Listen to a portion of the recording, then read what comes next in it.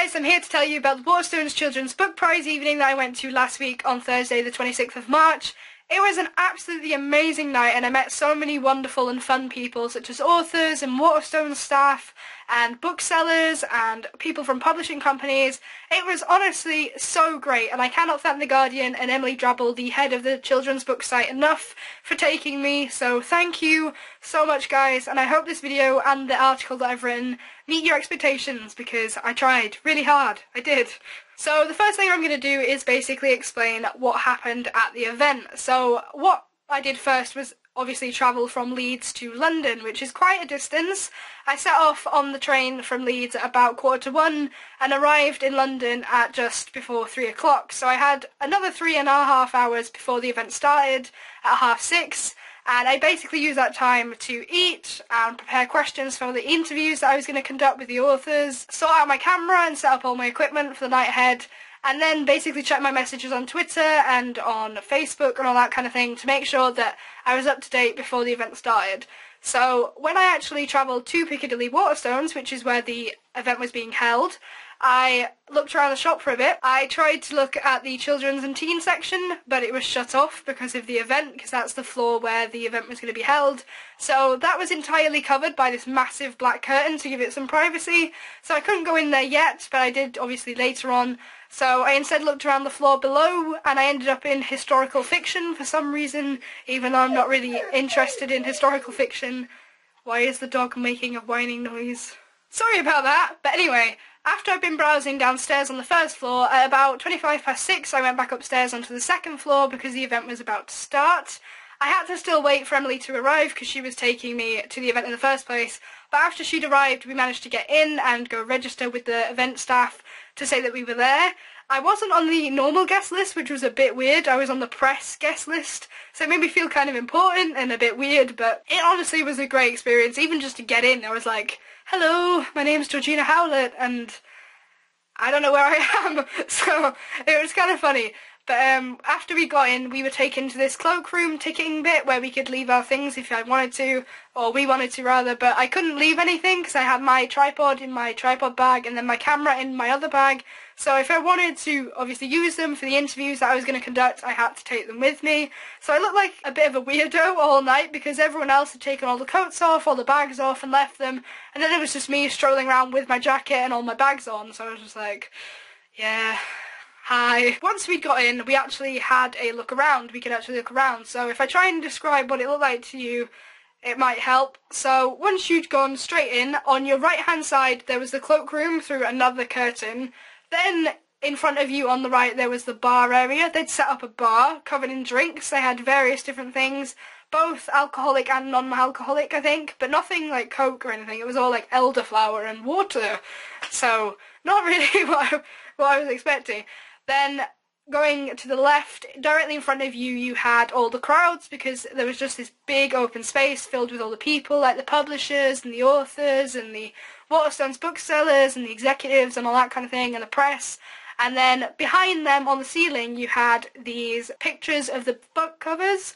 So all the nominated books had these big signs made of them and they were hanging from the ceiling and it looked great. Closer to you but still on the ceiling you had these crane birds, these origami crane birds hanging from the ceiling, and they look really cool. But it was a standing joke all night that I couldn't touch them because I'm that short. I was just like, can't reach it, and everyone else was just reaching up and touching them, and it was just like, can you stop? Can you please stop? And then closer on the left hand side, finally just really on the other side of that curtain that I was talking about that separated the floor from the staircase, you had the stage, which was set up with a couple of screens, one on each side, a podium in the middle, and then sort of some banner things, you know, those tall ones that you get in the display cases but on stands. They had those showing the Waterstones Children's Book Prize. So it was really professional actually. It was a really good setup and I felt a bit intimidated. I think I only saw one person who was younger than me. Everyone was so nice to me. Like, I thought I'd be a bit of an outcast, but everyone was like, hi, who are you? What are you doing here? And I was like, oh, hi, I'm here to report with The Guardian. And they were like, oh, that's great. Yeah, I think once we'd actually got inside, that was when we actually started to meet people. So the first person I think we talked to was Mallory Blackman, who's obviously the current Children's Laureate for Waterstones, and sadly she's being ousted this year. I think it's her last couple of months, she said. so that's sad.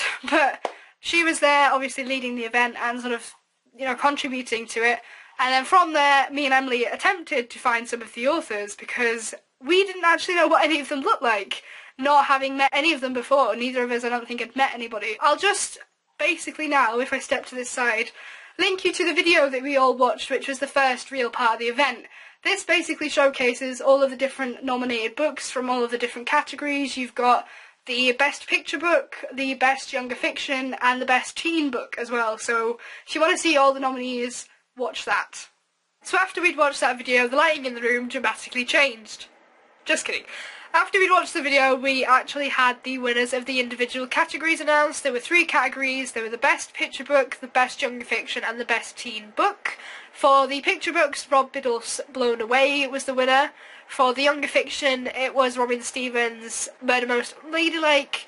And then for the teen books, it was Half Bad by Sally Green. The winner of this is Half Bad. Now, Half Bad I did think was going to be the winner. I don't know why, I just had it in my head that this book was going to win. And when it did, I was just like, yep. It was a bit weird to be in the presence of these award-winning authors, but it was just like really cool at the same time. But immediately after they were announced as the winners of their categories, they got their mini trophies, which were actually proper trophies. They were heavy, they were golden, they were embellished, I think that's the word, with their names and all that stuff. And there was the logo of the prize in the centre. Really, really cool prizes. I tried to steal Sally Green's one, but eventually I figured out I didn't have my name on it, so there was pretty much no point. And after I tried nicking a trophy, we had this 15-minute break where we basically could, congratulate the authors and say, you've won an award, can we have a look, and all this stuff. And then after the 15-minute break, we went back to the stage, and the overall winner was announced. The way it works is that there are the 3 category winners, but then there's one overall winner of the Waterstones Children's Book Prize. I think what it is that the 3 winners of the categories get £2,000 each, and then the overall winner gets a further £3,000, so the winner overall gets £5,000, which is super cool. And I think this is a really good award. It's very unique, and it's entirely dedicated to authors' first and second works, so it's really helpful to get out, new authors who otherwise might not have had a venue to get more publicity and focus and stuff, so it's really, really cool.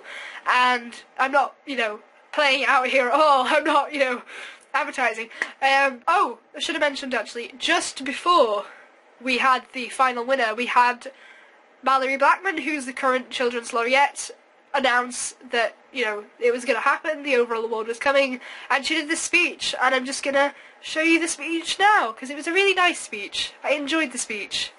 Yay! Waterstones Children's Laureate. You know what, I'm going to say that again, because I won't be able to say it anymore.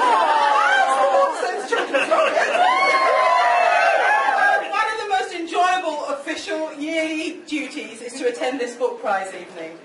First, I want to say huge, huge congratulations to each and every one of the shortlisted authors and illustrators.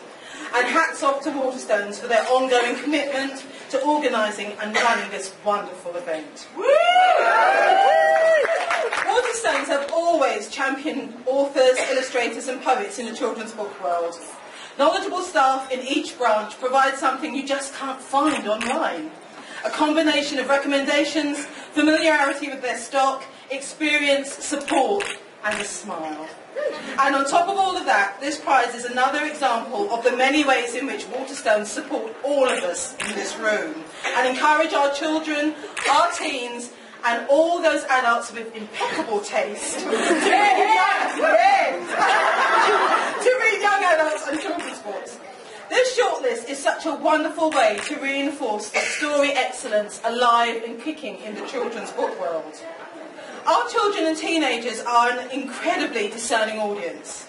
When it comes to reading for pleasure, where the story choices have been their own, there's none of this, as my husband used to say for years until he decided that life was too short. I've got to read it now, pay for it.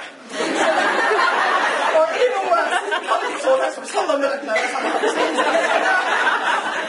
well, or even worse, Well, all the reviews said it was good, so it must be. Or maybe I'm just too stupid to see it, because I must admit I've read a few adult books now.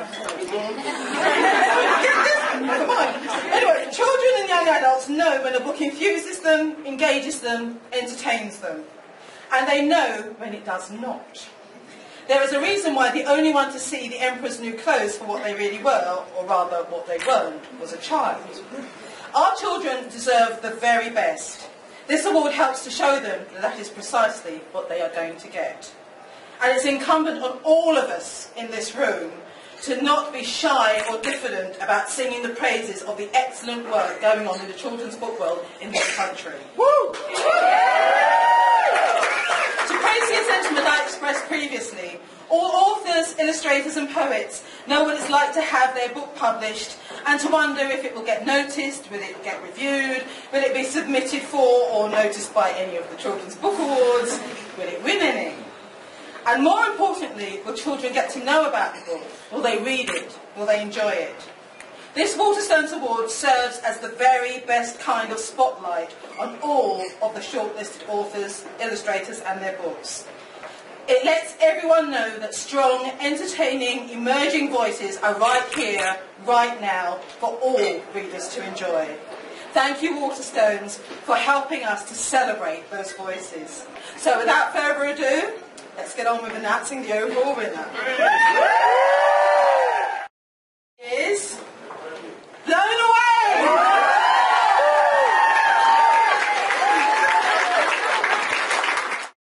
But yeah, the overall winner was announced after the 15-minute break, and it was Rob Biddle's Blown Away again. He was so shocked, bless him, at the fact that he'd won. He was just like, what? A picture book has won the overall Waterstones Children's Book Prize? Because I think this is only the second time that this has happened, that a picture book's won the overall award. The first time, I think, was 2012. Since I haven't read Blown Away, I'm considering buying it. I probably will. I can't help myself. And yeah, to think that it was whittled down from about 50 books down to 18 and then finally to 3 and 1 to win the prizes is amazing. It's amazing. So after the overall winner was announced, we basically went back to talking to people. Everyone just spilled back into the main space and talked to each other and, you know, got to converse with each other. Me, personally, I got dragged out into a separate place, and that's when my interviews took place. And then after the interviews, it was basically back to talking until about 8:30. Or for me, it was about 9 o'clock when I finally left, and that was it. That was the event, and it was super, super fun. So, yeah. So the last thing I've really got for you is my interviews with the 3 winning authors, which I hope you will enjoy. And I think I'll do it in order. I'll do it in order of winning, because that will make sense. So, I hope you enjoyed this video, and I'll see you next time. Bye! Can you tell I've been trying to hold that back? Because I can.